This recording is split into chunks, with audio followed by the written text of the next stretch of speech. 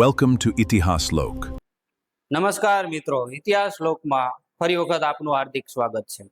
અહીંયા તમને જે સામે બોર્ડ ઉપર દેખાઈ રહ્યું છે એ બક્સરનું યુદ્ધ, પણ બક્સરના યુદ્ધને સમજતા પહેલા આપણે જોઈએ કે ગમે એટલી મોટી સેના હોય તો એનાથી યુદ્ધો જીતી જવાતા નથી।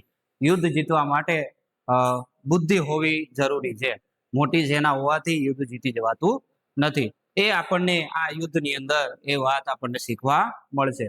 જોઈએ બક્સરનું જે યુદ્ધ છે એ 1764 ની અંદર અંગ્રેજો દ્વારા નવાબ બનાવવામાં આવેલા મીર કાસિમ દ્વારા અંગ્રેજો સામું નક્કી કરવામાં આવે છે। પરંતુ મીર કાસિમને ખબર હતી કે એકલો તો હું યુદ્ધ જીતી શકીશ નહીં, એટલા માટે અહીંયા મીર કાસિમ દ્વારા નક્કી કરવામાં આવે છે કે ભારતના એવા બે એક રાજા હું ગોતું કે જે મને મદદ કરે। એટલે અહીંયા આપણે આગળના ચિત્રની અંદર આપણે જોઈશું કે જે મીર કાસિમ હોય છે એ વ્યક્તિ અવધના નવાબ અને મુઘલ સમ્રાટની મુલાકાત લે છે।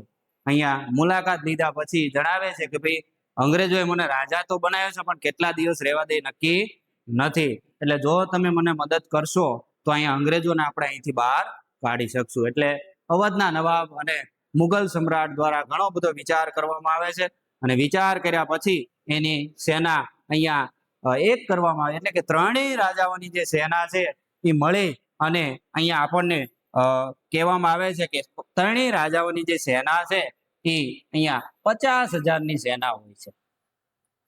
જ્યારે આ રાજાઓને ખબર હતી માત્ર અંગ્રેજોની જે સેના છે માત્ર 7,072ની હતી, આ અંગ્રેજોની સેના છે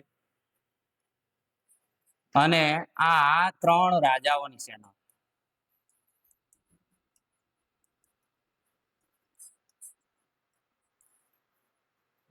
મિત્રો તમને આમ જોતા એવું લાગતું હશે કે આ 50,000ની જે સેના છે એ જ યુદ્ધ જીતે, પરંતુ અહીંયા કણે જે વ્યક્તિ હોય છે અહીંયા મેજર મનરોને અંગ્રેજો દ્વારા નિયુક્ત કરવામાં આવે છે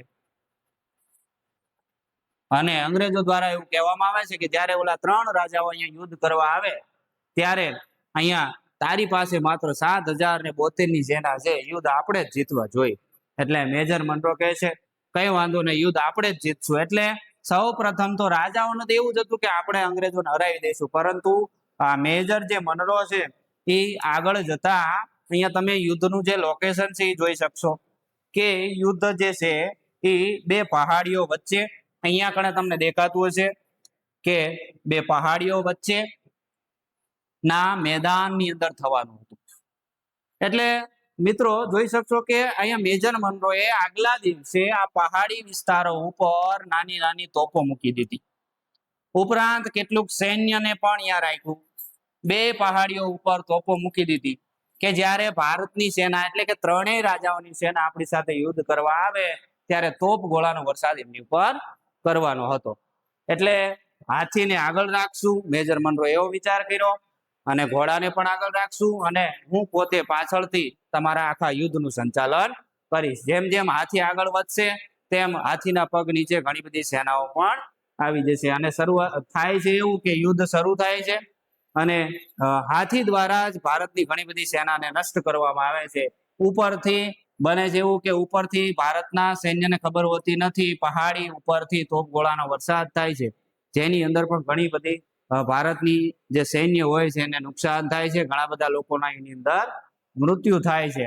આગળ બને છે એવું કે ધીમે ધીમે ધીમે જે 50,000ની સેના હોય છે એ ધીમે ધીમે ધીમે થઈ અને બધી જ સેનાઓ ધીમે ધીમે હારવા લાગે છે, ત્રણેય રાજાઓ આની અંદર પણ હારી જાય છે। એટલે આપણે મેં તમને અગાઉ જ કીધું હતું કે મોટી સેના હોવાથી યુદ્ધ જીતી જવાતું નથી, બુદ્ધિ હોવી જરૂરી છે। હવે યુદ્ધ તો ત્રણેય રાજા હારી ગયા છે, એનો કોઈ પ્રશ્ન નથી। હવે રાજ્ય સીધી રીતે અહીં અંગ્રેજોના કબજામાં આવે છે, પણ અંગ્રેજો એવું કરતા નથી। જો આગળના ચિત્રની અંદર તમને એવું દેખાશે કે અહીંયા અંગ્રેજો અને આ ત્રણેય રાજાઓ વચ્ચે એક કરાર કરવામાં આવે, ભાઈ અમે ભલે યુદ્ધ જીતી ગયા, એટલે અંગ્રેજો આ રાજાઓને એવું કહે છે કે અમે ભલે યુદ્ધ જીતી ગયા પરંતુ અમારે તમારું રાજ્ય જતું નથી, એટલે કે રાજ્ય તમારી પાસે જ રહેશે, પ્રજા કલ્યાણનું કામ તમારે જ કરવાનું છે એટલે કે પ્રજાના જે કલ્યાણનું કામ તમારે કરવાનું, રાજ્યમાં શાંતિ અને સુરક્ષા રહે એ કામ પણ તમારે કરવાનું, પ્રજાની સમસ્યાઓ પણ તમારે હલ કરવાની અને સાંભળવાની. ખાલી અહીંયા વહીવટ અમે કેવી એ રીતે તમારે વહીવટ કરવાનો રહેશે. આ સિવાય અમે કેવી એટલું મહેસૂલ તમારે દર વર્ષે અમને આપવું પડશે. અને એ પદ્ધતિને એક નવું નામ આપવામાં આવે છે દ્વિમુખી શાસન પદ્ધતિ, એટલે કે બે મોઢાવાળી શાસન પદ્ધતિ.